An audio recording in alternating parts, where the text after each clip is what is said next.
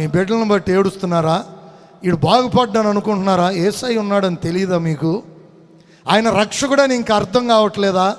ఆయన కొరకు భక్తి చేస్తే, ఆయన కొరకు సాక్షులుగా బ్రతికితే, ఆయన పాదాలు పట్టుకుంటే, ఆయన కడిగిన ముత్యముల వలె మన జీవితాలను చేయగలడని గ్రహించగలరా? మీరు నయమానును గూర్చి వింటాం మనం.